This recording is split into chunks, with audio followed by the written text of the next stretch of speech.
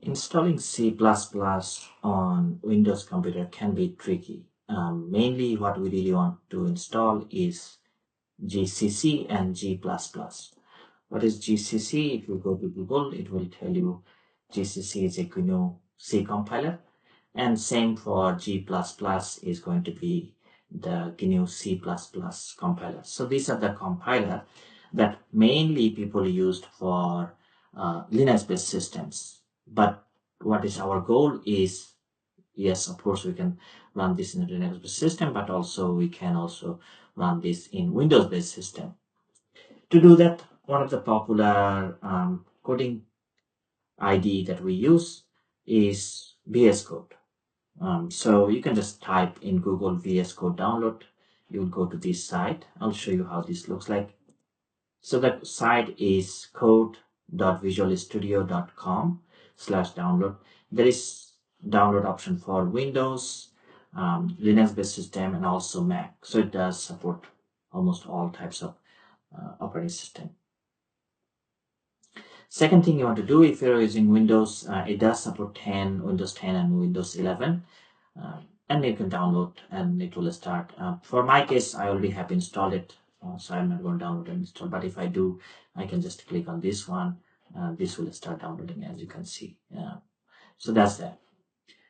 And as for other options, if you go down, if you go in the VS Code, then the Visual Studio Code, you can go down and you'll see that this has support for different types of languages: JavaScript, Python, C++, all of this. So if you want to install C++, then go here. It will tell you which package that you need to install. I'll show you one step at a time, so what other things happen. But another interesting thing that we have to download is the GNU or GCC or G++. So we need to install this msys2.org, and you can just download this for Windows. And it does tell you what will happen step by step. This is one of the interesting part that you have to remember, because this is the folder we have to go and get the bin from there so that we can set up. Once you are installed, then what will happen is that it will look like this. Excuse me. So you can type some Linux command in here. You can see in all those things actually works. So one of the interesting things that you have to do is you have to run this command. But I noticed that this command is not enough for, especially for my case, it was not enough. So I will have to do something else with this. I'll show you what I did for this. So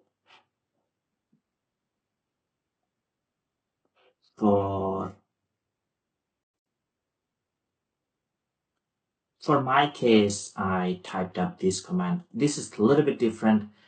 So what is addition in here? You can see that I kept the S dash S. So pacman space dash S space dash needed space base devil.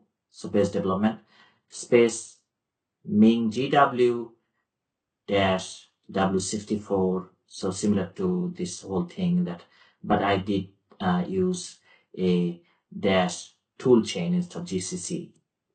If you use this command, so then for my case, this is installed everything, so nothing to do with that. For your case, it might ask you to select, you just enter that one, and then second time it will come for yes or no. You have to say yes to install. All those things will be done. Now, for going to the VS Code, just type VS. This will show up the VS Code.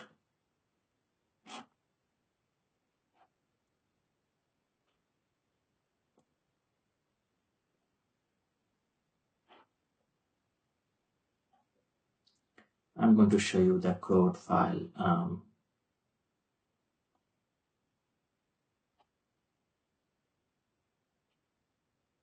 So in my case, I just typed a simple program in here. I included the IOStream library, and then this main function, and then I'm just doing the cout to show some messages in here.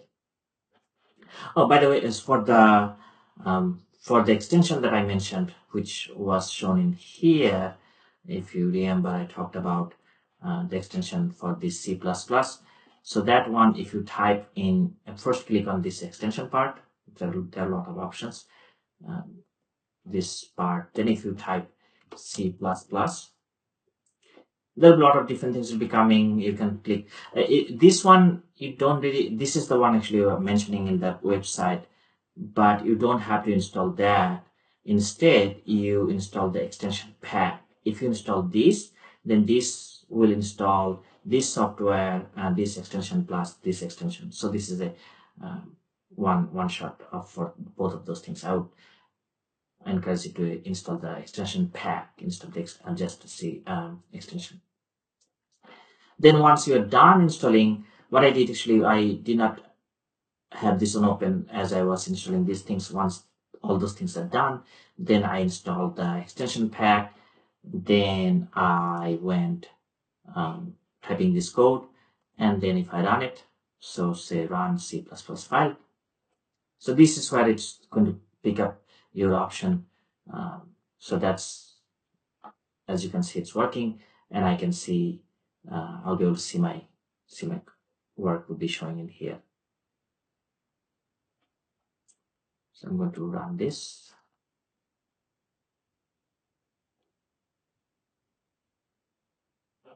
You can see this is my C program. This is my C program. So that's showing up all good. One thing I mentioned that that we have to take up the bin folder. So if you open up your my computer, I'm going to go there. So go to PC, this PC, then C drive. If you remember, I had this this folder that I had to install this. So that's what basically it was talking about. I go in the Segwin bin and I pick up this particular location. So that's what basically it was mentioning in the website as well. But once you go to C drive, you look for Segwin 64 bin folder.